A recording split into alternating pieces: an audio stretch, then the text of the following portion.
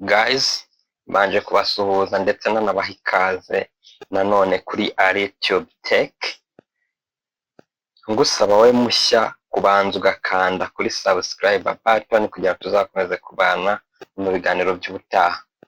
Uyu munsi rero tugiye gukorana n'abantu bakoresha YouTube, abantu b'aba YouTuber, abantu bashyashya, ahanini abantu bashya kuri YouTube ahanini. Uvuga ngo ngiye kubasharinga case nigeze mpura nayo, ni ikosa nakoze mu myaka yashize ndimo ndakuretinga Google AdSense. Hari ikintu twibeshyaho cyane, hari ikintu dukunze kwibeshyaho. Urabona ko iyo turi gukuretinga YouTube, kubera ko mu Rwanda ntabwo twemerewe monetization. Icyo gihe rero bidusaba kuba twasetinga YouTube nkaho iri muri United States cyangwa se tukayisetinga nk'iri muri Kenya, mu bihugu byemerewe nyine monetization. Noneho hari igihe ibyo bintu tubyitiranya, wajya gukuretinga na Google AdSense, ugeze igihe cyo kuba monetize, ubwo ni cya gihe umaze kuzuza amasaha 4,000, ni cya gihe umaze kuba wageza abantu 1,000 bagukurikirana. Ndavuga ubwo ni aba subscribers bakurikirana YouTube channel yawe. Hanyuma ubwo ugeze igihe cyo kuba wa creatinga Google AdSense, kuko iyo uri muri step za monetization, urimo urakora monetization ya channel yawe, hagomba gukenerwa Google AdSense. Akenshi rero hari igihe iyo ushaka kuba monetize byihuse cyane, biba ngombwa ko ukoresha Google AdSense y'undi muntu usanzwe ahembwa, kubera ko Google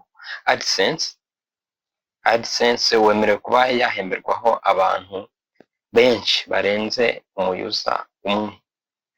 Hanyuma ikosa rero rikunda kubaho nko mu gihe nyine ushatse guhita ucreatinga iyawe kugira ngo uhite unakomeza process ya monetization,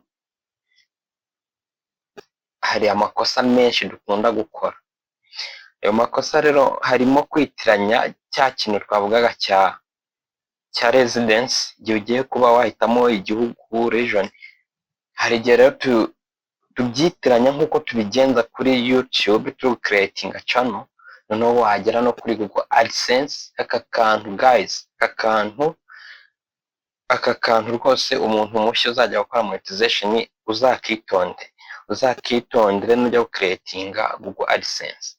Hanyuma ugasetinga nk'uko duhitamo United States mu gihe turi gucreatinga channel, bikaba ngombwa ko nanone utekereza ko Google AdSense nawe ujya kulocatinga payment region, ukisanga basizeho United States. Kandi guys, iyo ubigenje gutya biba birangiye. Ni ukuvuga ngo bagiye kukohereza iriya message, ntabwo ishoboye kuza mu Rwanda warasizemo United States. Bivuze ngo iki? Bivuze ngo aka ni akantu ko kwitondera, kuko igeze igihe cyo kuba wakinjiza, wahembwa, umaze kuzuza amadolari akenewe kugira ngo wohererezwe iriya pin, bisaba ko bagendera kuri residential watanze. Ubwo rero iyo waramutse warasizemo ko region ari United States, urumva rero bizagusaba kugira ute, kujya muri United States nyine kujya kuyifatayo.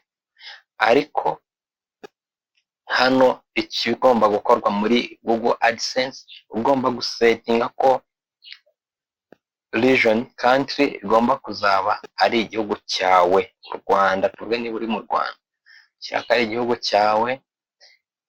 Ibindi ni ugusetinga type ya channel yawe, ya account yawe, niba ari individual, niba ari company cyangwa se ibindi ni ibisanzwe. Ariko akantu ka mbere ko kwitondera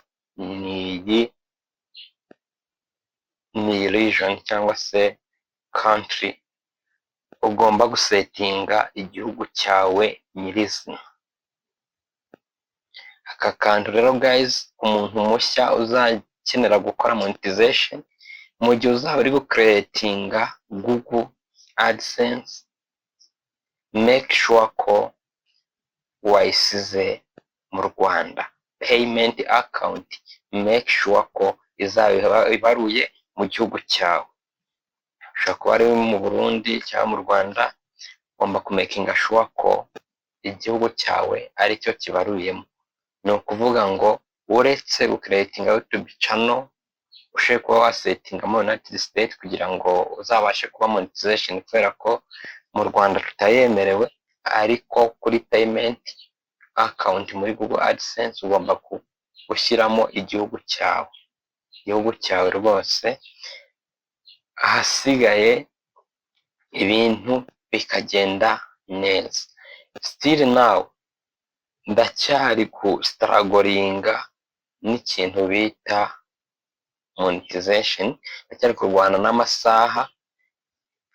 Niyo mpamvu nsabye wowe mushyashya kuri YouTube channel gukora share kandi ntugende udakoze subscribe, kuko tuzakomeza kubana no mu biganiro bindi by'ubutaha. Kandi comment yawe ni ingenzi cyane, kuko niyo tuzagenda mu biganiro by'ubutaha. Mwakoze cyane rero, mwakoze kubana nanjye kuri YouTube channel ya AliTube Tech. Ndabashimiye, muri ab'agaciro cyane cyane. Ndashimira umuntu wakanze kuri subscribe, umuntu wafashe umwanya we agakanda kuri subscribe button. Ndagushimiye cyane, uri uw'agaciro, kuko ni wowe uguma kuntiza imbaraga, gakomeza nkanyonyaza, gakomeza nkagerageza. Rero ndagushimiye cyane mwese, abantu basaga 1400 gutyo barengaho. Ndabashimiye, muri ab'agaciro gakomeye. Tuzahure muri video z'ubutaha. Ciao ciao.